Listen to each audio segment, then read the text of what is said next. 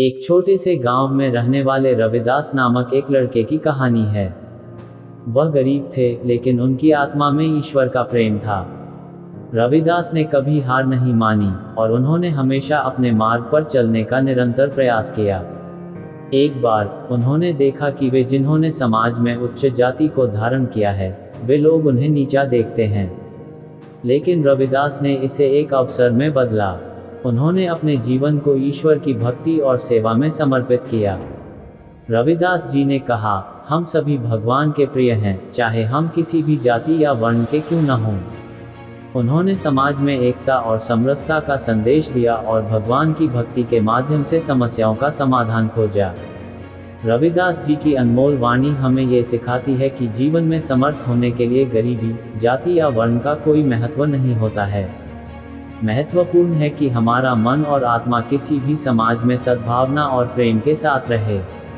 एक समय की बात है जब भारत के अंतरवासी एक संत की शिक्षाओं से प्रभावित हो रहे थे। ये संत कोई और नहीं थे, बल्कि संत रविदास जी थे, जिनके विचार और उपदेश अद्वितीय थे। एक दिन एक युवक उनसे मिलने आया और पूछा, संत जी, मैं अपने जीवन में सफलता की ओर कैसे बढ़ सकता हूँ।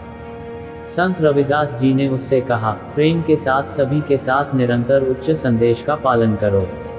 उन्होंने ये भी जोड़ा, हर कार्य में ईश्वर का नाम स्मरण करो और सभी के प्रति आदर और सहानुभूति बनाए रखो। ये वचन संत रविदास जी के अद्वितीय उपदेश का एक अंश था। उनकी कथाएं और उपदेश हमें ये सिखाते हैं कि ईश्वरीय प्रेम की शक्ति सभी समस्याओं को हल कर सकती है। चाहे जीवन कितना भी कठिन क्यों न हो, ईश्वर में विश्वास और प्रेम के साथ हर कठिनाई का सामना किया जा सकता है। रविदास जी की शिक्षाएं हमें सच्चे प्रेम और सहानुभूति का मार्ग दिखाती हैं, जो हमें सफलता की ऊंचाइयों तक पहुंचा सकता है।